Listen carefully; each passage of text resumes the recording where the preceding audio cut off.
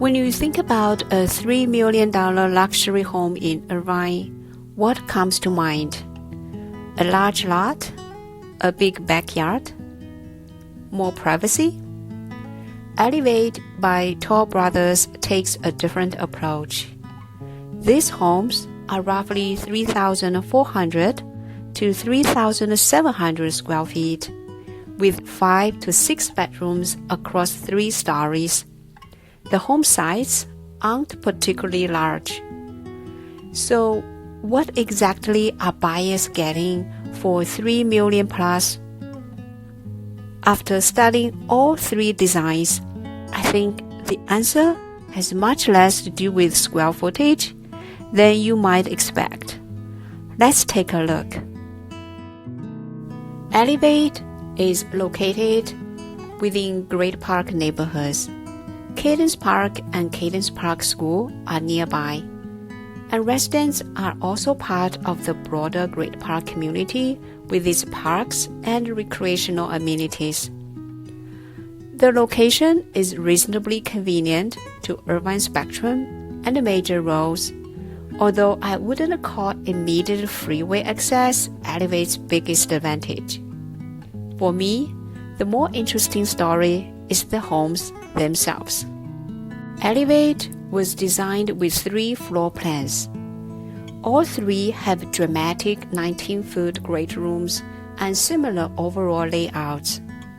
So if you're expecting each roughly $100,000 step in base price to simply buy you a noticeably bigger house, that's not really what's happening here. The difference are much more about how the space is designed. Avelina is approximately 3,411 square feet, making it the smallest of the 3 plans. But its signature feature may also be the most dramatic feature in the entire collection. Look up. This entry rises approximately 30 feet, and I think this tells us something important about the way this home was designed. From a purely practical standpoint, this space could have been used differently. But luxury architecture isn't always about maximizing usable square footage. Sometimes it's about deliberately using volume to create an experience. And that's exactly what happens when you walk into Avelina. The smallest floor plan can still give you a very dramatic arrival. There's one first floor layout detail I would pay attention to if I were buying this home. The downstairs bedroom sits between the front entrance and the garage. That means when family members come home through the garage, which is probably how you enter the house most of the time, the circulation path passes this bedroom. Is that a problem? Not necessarily. If this becomes a home office or occasional guest room, I probably wouldn't care very much. But if an older parent is going to live here for extended periods, privacy and household traffic may become more important. It's a small floor plan detail, but these are the things that affect how a house actually feels after you've lived in it for 6 months. And then we arrive at the main living space. All 3 Elevate plans have approximately 19-foot great room ceilings, which makes these homes feel considerably larger than the square footage might suggest. This is also where I would separate square footage from volume. A 3,400 square foot home with conventional ceiling heights can feel very different from 3,400 square feet designed like this. Most of the family's private living space is here on the 2nd floor, and this is important when evaluating the 3-story design. You hear a 3-story home and may immediately think, that's a lot of stairs. But your everyday life doesn't necessarily require you to constantly move between all 3 floors. The kitchen and main gathering areas are downstairs. The primary and family bedrooms are primarily here, and the 3rd floor becomes supplemental space. This is where Elevate starts to make more sense for hybrid working households, visiting family, older children, or anyone who wants separation between different activities in the home. So my takeaway from Avelina is, it's the smallest Elevate plan, but Toll Brothers uses vertical volume to make sure it doesn't feel like the entry-level plan.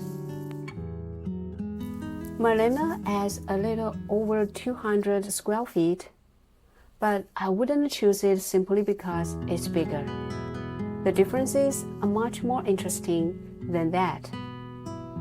The first thing I noticed is the circulation. Here, the front entrance is positioned between the garage and the downstairs bedroom. That creates a more centralized arrival experience. And when family members enter from the garage, they don't have to pass directly by the downstairs bedroom. Again, it's a subtle difference, but if this room is occupied by parents or long-term guests, I prefer this circulation pattern. The great room and the kitchen are also slightly larger. We're only talking about approximately 64 additional square feet compared with Avelina. That doesn't sound like much relative to a 3,600 square foot house, but here's why I think it matters. Those 64 square feet represent roughly an 11% increase in the combined kitchen and great room area. And these are probably the most heavily used spaces in the entire home. So when you're comparing floor plans, don't only ask, how much larger is the house? Ask, where did the builder put the additional square footage? I'd rather have additional space in a room I use 4 hours every day than in a hallway I barely notice. Melina's bedroom are also slightly larger throughout. Again, none of these differences are enormous, but collectively, they give Melina a little more breathing room. And then we get to what I think is Melina's most interesting design decision. Depending on the configuration, buyers can choose between creating a dramatic 2-story primary suite experience or using the space upstairs for additional bedroom, bringing the home to 6 bedrooms. I love this choice because it illustrates 2 completely different definitions of luxury. One is experiential luxury, more volume, more drama, a primary suite that feels special. The other is functional luxury, another private room that can become a bedroom, office, guest suite, or whatever your family needs later. Neither one is better. It depends entirely on how you live. And that may be the best way to think about Melina. It's the flexibility plan. Vidara is the largest plan at approximately 3,671 square feet. But here's something surprising. It's only about 44 square feet larger than Melina. So if you're deciding between these two, I wouldn't pay much attention to square footage at all. Instead, look at the design. The floating staircase immediately changes the character of the interior. A traditional staircase is primarily functional. Here, the staircase becomes part of the architecture.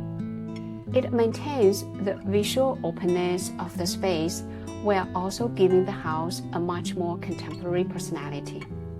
Vidara also includes an additional 48-inch exterior fireplace. That's another good example of spending money on experience rather than additional enclosed square footage. If you are someone who genuinely uses outdoor space, something like this may matter more than adding another 50 or 100 square feet somewhere inside the house. Vidara also includes a 5 kilowatt solar system. So again, we're not simply comparing 3 boxes of different sizes. We're comparing 3 design packages. And upstairs, Vidara gives you a larger balcony. For the right home site and orientation, this could become one of the most enjoyable spaces in the house. But I would pay attention to what you are actually looking at from here. With balconies and view spaces, home site selection can matter just as much as floor plan selection. So I wouldn't describe Vidara simply as the biggest elevated home. I'd describe it as the plan that puts more emphasis on architectural features and lifestyle details. So let's put everything together. At approximately 3,400 to 3,700 square feet with 5 to 6 bedrooms, these homes provide substantial usable space. They work particularly well for households that need home offices, children's rooms, guest space, or flexibility for visiting parents. This may be Elevate's biggest differentiator. The 19-foot great rooms, Avelina's 30-foot entry, Melina's optional 2-story primary suite, and Vidara's floating staircase all demonstrate the same philosophy. Not every square foot has been designed simply to maximize utility. Some of the space is being used to create an experience. Cadence Park and Cadence Park School are nearby, and you're part of the broader Great Park community. The location also provides reasonable access to Irvine Spectrum and the rest of Irvine. But I wouldn't buy Elevate primarily for immediate freeway access. These are relatively compact home sites. So if a large backyard, a substantial separation from neighbors are important to you, Elevate may not be your first choice. Home site selection also matters. I'd pay attention to corner location, orientation, neighboring windows, and what's behind the property. So, is Elevate worth $3 million or more?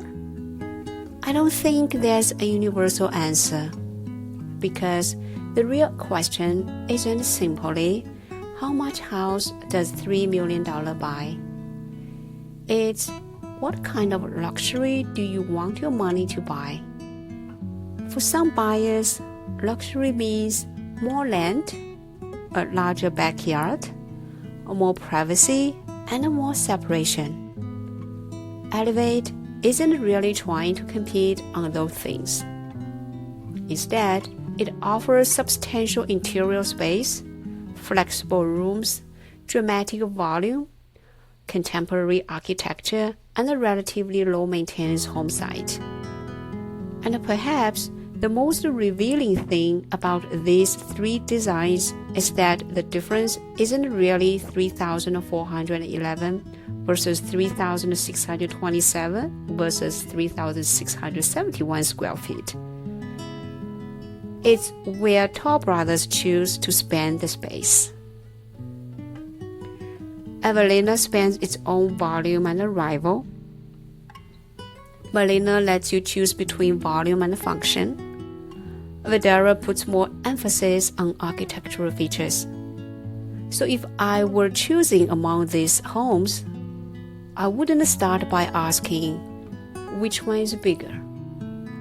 I'd start with, how do I actually want to live? Because at this price point, that's probably the more important question.